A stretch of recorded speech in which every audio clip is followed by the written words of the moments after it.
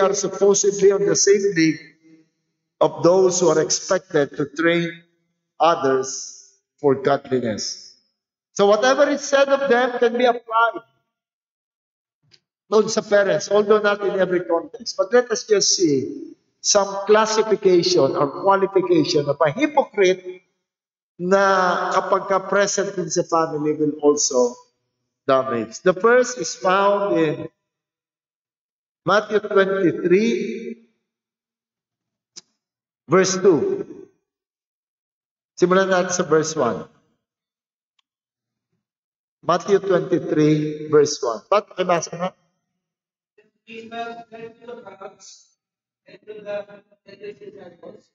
Oh. Hanggang 4, hanggang 4.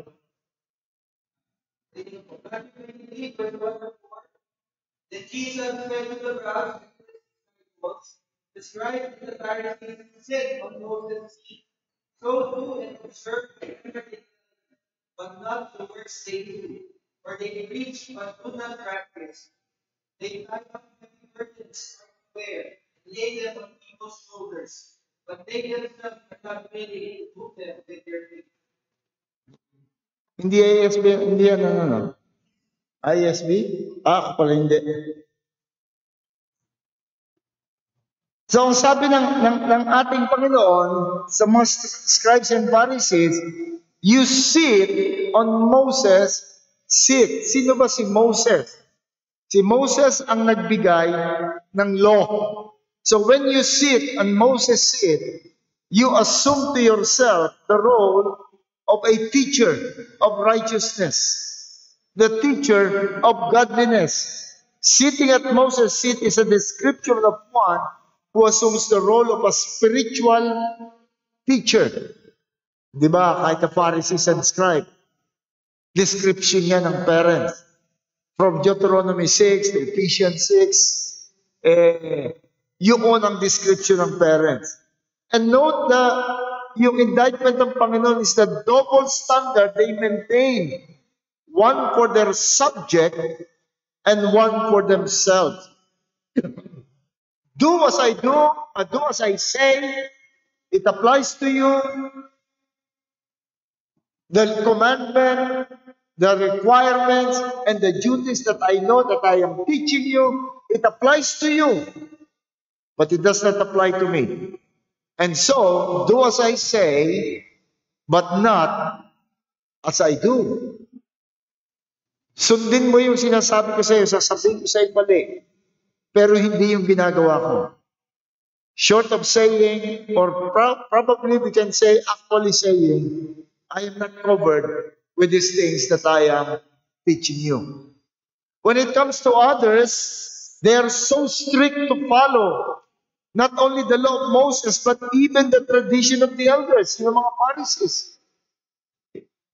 Titignan yung Panginoon, lagi silang nag-conflict with the Pharisees and scribes. Binabantayan nila si Christ. Pag hindi nagugas ang kamay, nagagalitan nila. Kapag kumain o kumagat, nagtugas lang ng grain sa kamay, pagkainin, nire-rebuke nila. At yun ang kanilang patakaran sa lahat ng tao. Nagpagaling ang Panginoon, nagagalit sila. Dahil hindi sumusunod. So they give heavy burdens upon the people. But they themselves is not even lifting a finger to be holy, to obey the holy requirements. When it comes to their own lives, note the description. Not even lifting a finger. Walang pagsisikap sa kanilang sariling kabanalan. Mahigpit sila sa pagtuturo. Mahigpit sila sa mga regulasyon nila sa iba. Pero pagdating sa kanilang sariling kabanalan, sariling disiplina ng sarili, wala silang pakialam. Hindi yun ang kanilang patakaran. In their position as parents, sa ating position as parents, somehow, we have taken the seat as a teacher. And just like the Pharisees, we use the Word of God. We use the law of God. Yun ang basis natin ng pagtuturo of judging people what is right and what is wrong. Kapag nakita natin yung ating anak, sinasabi natin ito ang mali, and we base that on what the Word of God is saying. Now, this is not talking of teaching how to progress in life. Hindi yun ang role ng mga magulang. But to be godly and live for them and live to the glory of God. How is this hypocrisy practiced? Paano nakikita itong hypocrisy na ito in the home by those who are entrusted with training and teaching to godliness? Can you give me examples? How is this? Huwag kayo matakot, hindi kayo pagbibintangan na kayo yun. How is this practice in the home? How is this in the home? You lay heavy burdens upon the people, but you yourself will not even lift a finger. You have a different standard for those who are under you, and a different standard for yourself. Yan, inamin na niya, experience niya. Yung tatay ko, punta kayo sa church dahil pero ako yung Okay, siguro di naman kayo pinapalo o di naman. Basta sinasabi lang na kailangan kayo sa church. Mahalaga yung church. Bakit ayaw niyo mag-church? Pero sila nakikita yung kanilang coldness, yung attitude of dryness when it comes to the church. That's hypocrisy. Saan pa natin nakikita ito? In a more, yung more visible form. Meron ba kayong alam?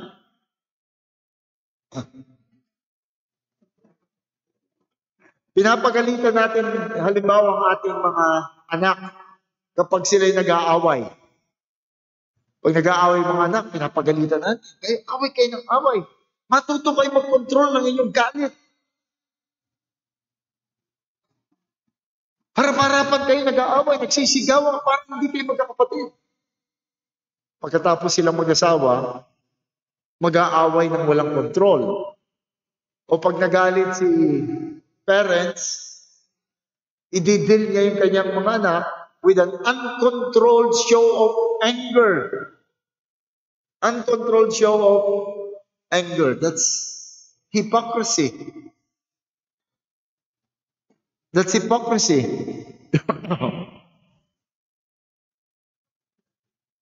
Or tinuturuan natin, ikaw hindi ka wala kang galang sa nanay mo, wala kang galang sa tatay mo. Matuto kang gumalang.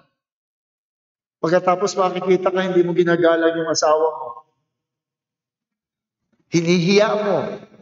Pinagsasalita mo ng masakit. That's hypocrisy. The children may not detect this as hypocrisy, but the atmosphere will ruin yung atmosphere dun sa church.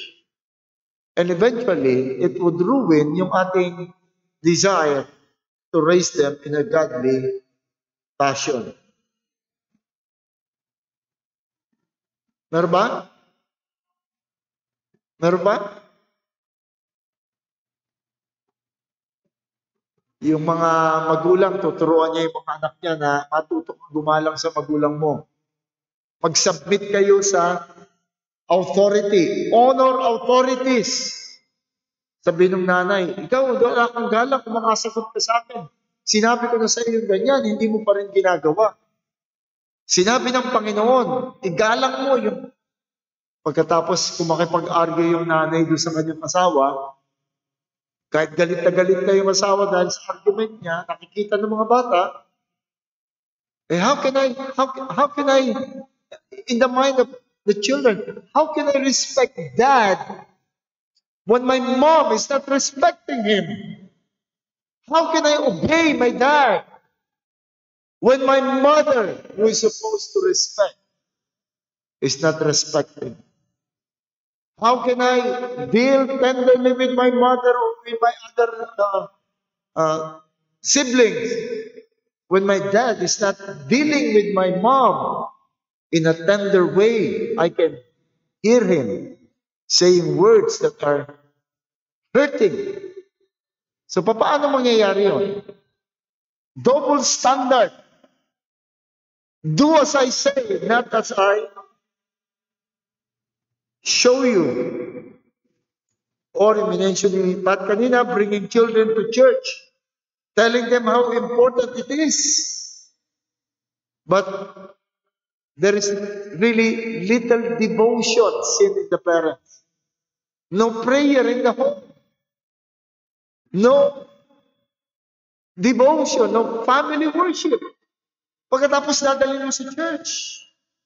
That's hypocrisy in the eyes of men, of children.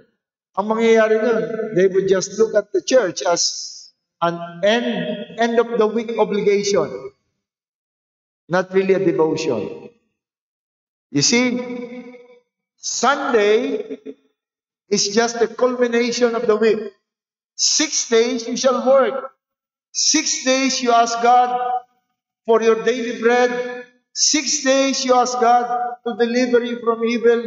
6 days you ask God for forgiveness of sins, as we forgive those who sin against us, and deliver us from evil. Lead us not to temptation. In that 6 days, yun yung life natin. Full dependence upon God. And on the 7th day, we worship God for that 6 days of experience. And it would be hypocrisy in the eyes of the people around us kung ang religion natin nakikita lang ng Sunday. That's hypocrisy. Or if we are telling them about Christianity, how good Christianity is, that it's the people of God. Pagkatapos maririnig tayo, ini-slander natin yung ating mga kapatid sa church. Yan naman si ang arte niyan eh. Pag nakikita ko yan, nawawalan ng uganang. Or sometimes even slandering the pastor. That's hypocrisy again. Different standard. Or teaching how to avoid bad influences. Pag babarkada, iwasan mo yung barkada mo. Tapos nakikita ka spending so much time on television and movies. How can you tell them na umiwas ka doon sa mga ganong bagay? Nung kami nagkaroon ng mga anak, ang sabi ko sa wife ko, we cannot, mahirap natin silang may shield from evil influence if there is television. And so we stop altogether watching TV programs. We only watch every Friday yung Betamax o yung VHS. Yun lang ang pinapanood namin. Umihiram kami ng selected movies and we watch as a family. Now, you cannot tell your children na huwag mong gawin ito, huwag mong gawin yan. Pero ikaw, lahat ng bagong may bagong labas ang Marvel. Sinusundot na yung iyong buong katawan at hindi ka mapapakaling at hindi mo papanood. May bagong movie. May bagong labas sa Netflix. May bagong ganito, may bagong ganyan. And then you tell your children, be careful what you watch. Be careful about your company. That's hypocrisy. That's having a different standard for you and your family. And also the people we are seen with. Yung nakakasama natin. So this is destroying yung view doon, yung atmosphere in the home. Dapat talagang sa atin, nagsisimula, yung itinuturo natin, yun din yung nakikita doon sa atin. May pa ba kayo dadagdag doon? Meron pa? Okay, there is another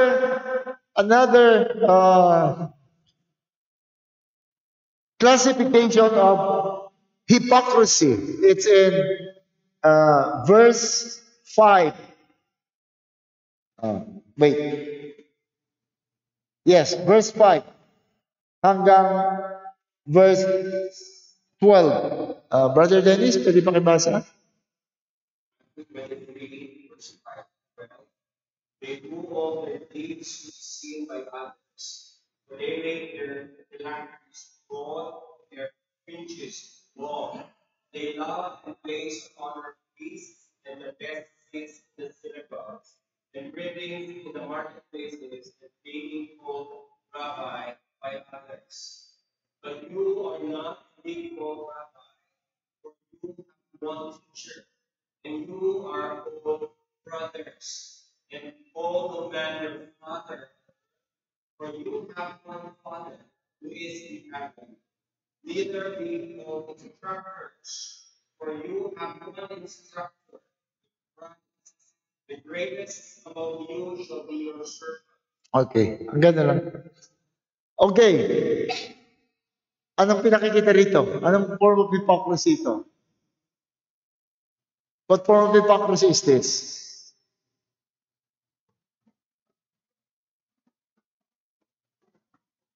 Malinaw naman, di ba? All their works they do to be seen by man. They have a double life. Their piety is so calculated to be seen by man. And two occasions were used, or three occasions were used, or two, by the Lord to describe this hypocrisy. In terms of their phylacteries, yung phylacteries, ito yung leather box na inutos ni Moses, leather box na ganon, nakasulat din yung Torah, nakarolyo dun sa, nakalagay dun sa loob. Itinatali yun sa right hand at itinatali dun sa forehead. Para symbol yon na I think only of the scripture and I do only things of the scripture. Nakatali yun, a reminder that you are under obligation to obey the law of God. So a phylacteries is similar to yung ating confession, yung ating declaration that I am a Christian, desiring to obey the Word of God. Now, Pharisees and scribes, hindi lamang sila nagsusot ng phylacteries, kundi they even made, niredesign nila yung phylacteries. Dapat strip lang yun eh. Maliit lang yun. Sila pinalapad nila. Malaking box yung nasa harapan nila. Pinalaki nila yung sa mga kamay.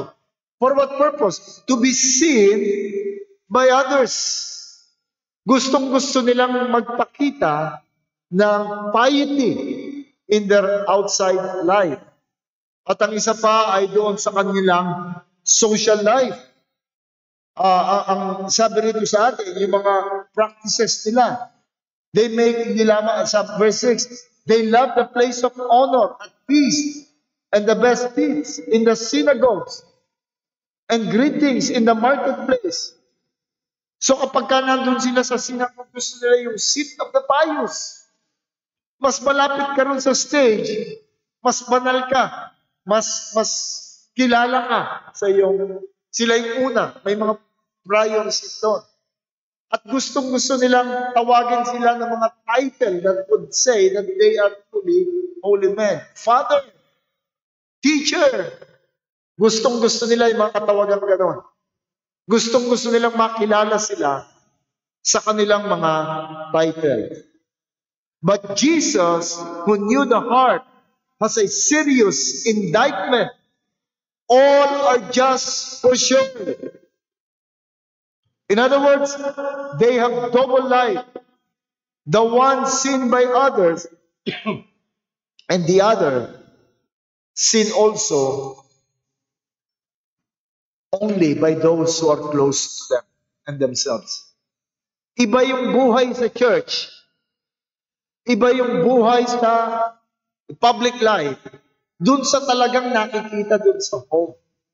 Yung nakikita talaga doon sa kanilang mga anak, alam ng kanilang asawa. This kind of hypocrisy is easily detected by children.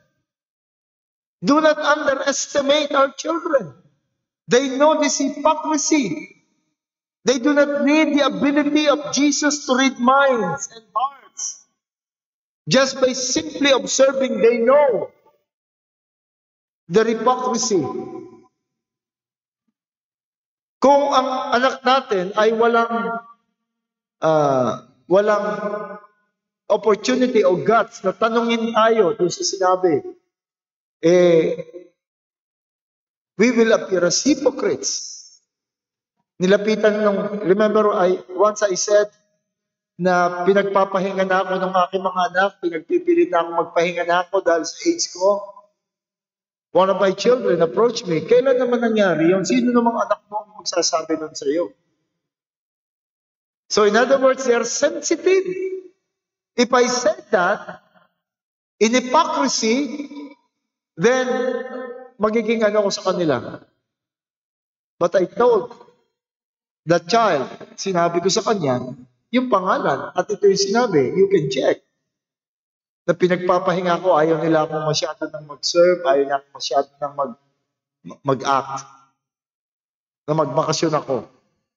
So, ibig sabihin, sensitive ang ating mga anak dun sa ating hypocrisy in our double life. Parents who are respected and trusted in the church because of what the church mates can see, but is it the same reputation before your children, before your spouse, at home? Do you have the same reputation? Because if not, that is fake godliness. That's hypocrisy. That is living a double life. And our children can see. Again, can you give such example? Don't be afraid again. Hindi ko pagbibintangan at hindi natin iisipin. Basta may idea lang tayo. Kailan nakikita ito? Paano na ma-manifest this kind of hypocrisy? Come on.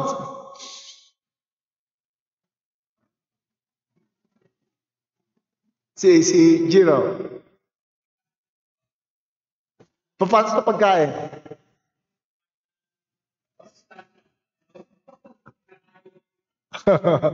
Pag nasa labas, kala mo healthy, ha? But dito ang kanyang picture is, iba yung reputation niya outside the family doon sa reputation niya in the family. Iba yung he's putting up a facade outside of holiness, pero alam ng mga bata, alam ng ating mga anak, na hindi naman yun ang totoo. Yung isang kausap ko, yung meeting namin every Monday, meron yung isa, anak siya ng pastor, nagsalita siya, pinipigilan ko sana eh. Kasi yung tatay niya sa church, maganda yung reputation. Pero pagdating daw sa bahay, kung magsalita raw yung sa nanay niya, pagalitan niya yung nanay niya, minsan daw, nag-init na talaga yung ulo niya, sinabi na niya talaga. Bakit pag sa labas, ang bait-bait ko, ginagalang mo sila, ginagalang mo nila. Pag dito sa amin, wala, yes siya sa bahay. Iba yung standard sa labas.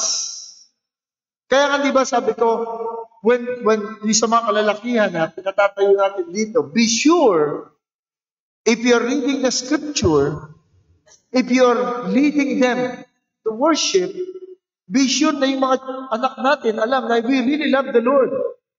We really love the Word of God. That we are really, yung life natin is reflected ng Psalm 119. Oh, I love your Word. It is the meditation of my heart. Siya yung someone who loves, his delight is in the law of the Lord. And in His law, he meditates day and night. Otherwise, kung tatayo ka rito, the church will appreciate you. The church will admire you sa magandang pagsasalita mo sa Word of God. But your children would silently say, I hope you are the same at home. I always remind those who lead, I hope you're the same at home, showing piety. Because that's hypocrisy. That's hypocrisy. And that would ruin the life of our children.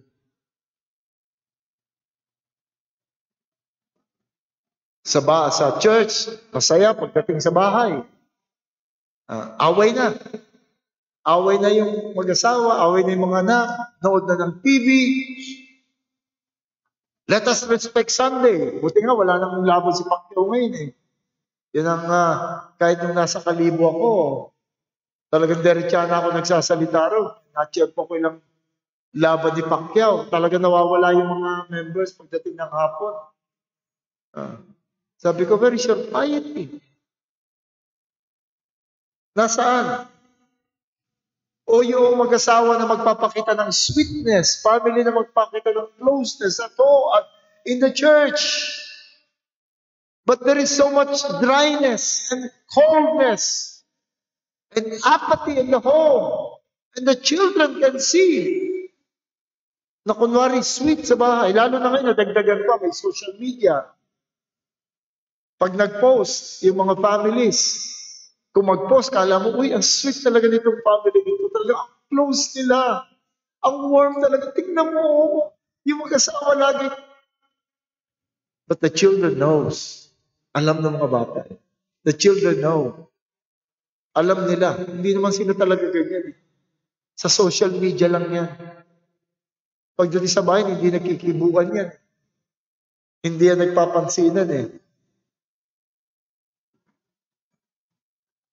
And what is even worse is when families are forcing their children to behave differently doon sa church. To be loving and respectful to them in the church. O magmano ka kay gano'n, magmano gano'n. O, anak, halika rito. Pero alam ng mga anak na hindi naman sila gano'n. Hindi sila gano'n sa bahay. That's hypocrisy. O pag may bisita sa bahay, naalala ko yung kinukwento ko sa inyo nung elementary ako na pagka may bisita, may superintendent o na darating, meron kaming 1 week na training how to behave. Pati mga sagot namin, kailangan mawalang galang. Mawalang galang kaklase ko ka mag-aral. Tapos, and here comes the kontrabida, Renato Maramara. Ayoko nung ganun eh.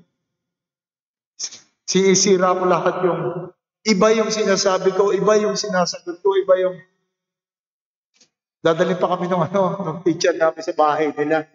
Day before, dadalhin kami sa bahay. Doon kami pa-practicein. And we know it's hypocrisy. Sometimes parents are guilty of this to their children. You behave differently. Merong isang lyric sa Pilipinas yun, doon sa ano yun, sa Virginia. Yung isang mag-ama, black yung tatay eh. Mag-amang black. Habang nagpipreach yung pastor, na classmate ko, nag-iingay yung bata. Nag-iingay yung bata. Ang ginawa ng pastor, tumigil, tinitigan yung tatay. Ginawa ng tatay, ginano yung anak para patigilin. Gulat ng bata, sinapak yung tatay niya sa loob ng klase. Sa loob ng church. Sinapak niya yung tatay. So nagkagulo na yung worship service. Pinipilit ng tatay na mag-behave yung anak in a way na hindi naman siya ganun sa bahay. Kaya nga sabi ko, do not train your children to behave in the church, but rather bring their training in the church. Huwag niyo silang turuan mag-behave sa church. Bring their behavior, trained at home, into the church. Kung mapahiya kayo sa kakulangan ng behavior, so be it. But do not be a hypocrite to them. And to this, be careful when you use the social media. Even what you post. Yung magpo-post ng, buti wala sa ating masyadong ganun eh. Yung post sa mga pious quotations. Pero alam naman ng mga anak na, sa'yo dapat yan eh. Ikaw dapat nakikinig yan eh.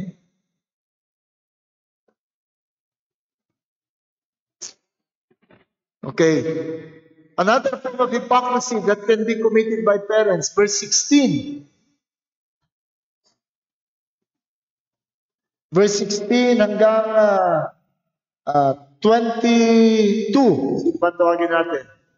Sino may hawak na Bible na? Pamarka din. Matthew 23. Siguro dito tayo magtapos. 16 to 22.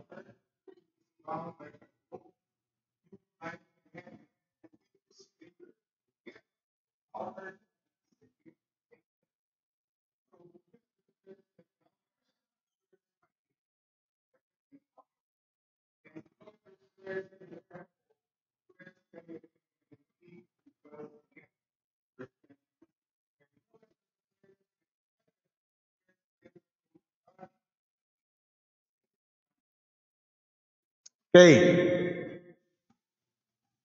This is not a provision of all types of swearing. It is swearing unfaithfully, yung falsely. Susumpa ka, gagawin ko yan. Talagang totoo yan sinasabi ko. I swear na totoo yan. Yung sinful, yung untruthful swearing before God, and even using the name of God, God is my witness. No Israelite will ever do that. That is condemned. Kung hindi totoo yung swearing mo at ginamit mo ang pangalan ng Panginoon, yun ay bagay na, it's blasphemy. Pero itong mga tao ito, alam naman ng mga Pharisees, untruthful yung kanilang mga swearing. They were caught swearing falsely, but argued that we only swear not by the name of God. I only swear by heaven, or swear by the temple, or swear by the altar. Hindi naman talaga ako nag-swear in the name of God, kaya hindi ako ganun hindi ganun kalaking obligasyon ko na gawin yung pinanumpaan ko. Dahil yun naman pinanumpaan ko naman yun sa sa temple, sa altar, at doon sa heaven, hindi naman sa Diyos. But when they delve further, obviously somebody has proven that swearing before that altar and before the temple is also a form of swearing. They argued naman, gumawa naman sila ng bagong argument, hindi sa altar. Yung gift doon sa altar, yun ang pag doon ka nag-swear doon sa gift, doon ka nagkamali, yun ang dapat may obligasyon ka. O kaya yung gold sa altar, kapag doon ka, do they really believe those arguments? Do they really believe na yung gold, which is just an ordinary metal, na in-offer doon sa altar, in-offer doon sa temple, and the temple, because of the sanctity of the temple, the gold became sacred, na mas sacred pa ba yun kaysa doon sa temple that made the gold sacred? Or an ordinary meat, an ordinary lamb, among the lambs, ini-offer doon sa altar, mas magiging holy ba yung lamb kaysa doon sa altar that makes the ordinary lamb holy? Do they really believe those things? I don't think so. Ito yung mga ikanga sa atin ay palusot. Instead of admitting that I have sinned against the Lord by swearing falsely, they use wild and wise argument to cover up for their sin. To cover up for their sin. The real issue, according to Jesus Christ, is the swearing. That you ought not to swear falsely. And when you swear, when you make a promise, when you swear, it doesn't matter kung kanino mo ginawa. Sa heaven, sa altar, sa gold, Doon sa offering, it is a swearing that is sinful before God. But instead of admitting that, he tried to cover yung kanyang mali with arguments, with logic. Nagpapalusot, using great sounding argument to cover for a sin done. And parents many times are guilty of this. That instead of simply admitting to your children, nagkamali ako, gagamit ka ng mga argument. Like when you teach your children to control anger, not to be wild in their expression of anger. Tapos nakitaan ka na ikaw ay nagalit din sa iyong kapitbahay, nagalit ka, at gusto mo sana masunog yung bahay mo. At sasabihin ng masira sana yung video game mo, mahulugan kayo ng puno, mabagsak ang ingay-ingay. Tapos sabi, akala ko ba, Daddy, dapat pasensyoso sa ayo. Ay, hindi, iba yun. Kapag kayong kapitbahay, hindi naman mga Kristyano yan, yan naman talaga naman nakakagalit na istorbo tayo rito. Magsisimba tayo bukas. Instead of saying, I'm sorry, son, I lost my temper. That was carnal anger. I ask the forgiveness of the Lord for that. Or sin against children. Instead of coming to them humbly, nagkamali ka ng judgment. Naalala ko yung nagkwento sa akin na yung nanay niya, ito, damaged child ito eh. Yung nanay niya talagang mabagsik. Pag namalo sa kanila, talagang grabe. Naghugas siya ng plato, nilagay niya roon sa isang bandehado, nilagay niya sa Tapos sabi ng nanay niya, hindi ka talaga marunong maghugas, tingnan mo, madulas. Ako maghuhugas. Nilagay ng nanay niya. Pagkatapos, nung hinugasan na ng nanay niya, natapos, yan ang tamang hugas. Nung alisin na niya, nabitawan ng nanay yung tray. Sumabog ngayon, nabasag lahat yung mga nahimik silang magkakapatid. Tinignan. Biglang hugot ng nanay ng pamalo. Kita niyong nangyayari kapag ka madulas, ang iyong hinugasan, pinagpapalo siya. Bisa pumasok na siya sa ilalim ng lababo, pinagpapapalo siya. Hindi niyo kasi inaayos. Instead of just admitting, oops, nabitawan ko. Hindi ako naging maingat. Kailangan ibintang niya rin sa using arguments. O akala ko ba, ang Sunday is for the Lord? Bakit nanonood ka ng laban ni Pacquiao? Iba naman to, news naman ito eh. Kailangan alam natin yung news, alam natin, gusto ko malaman kung paano pinagpala ito si Pacquiao dahil sa kanyang, that's garbage. That's hypocrisy. We simply have to admit, meron tayong isang standard for ourselves and standard for our children. Meron tayong standard sa bahay at standard sa church na pareho. Pareho yung policy natin. What we are publicly in the view of our children should also be what we are in the home. And if we miss any of this, if we fail any of this, even if our children will not rebuke us, but you know, just probably by their look or by their silence, that they have detected na nagkamali ka, don't use arguments. You can fool your children. Just go to your children and ask, I have failed again. That was sinful. Mali yung ginawa ko yun. Alam mo, maraming pag may edad nyo, katulad na ng edad ng mga anak namin, kundi kayo sanay, mas malaki ang temptation na mag-justify kayo sa kasalanan. Lalo na kung you are as public figure in the church society. And my children would just tell you na, aba, hindi mo dapat sinabi yung, aba, hindi dapat gano'n ang ayos, aba, dapat gano'n. Ang laki ng tendency na, alam ko yung ginagawa ko. Or I can simply say, Yeah, I think I missed that one.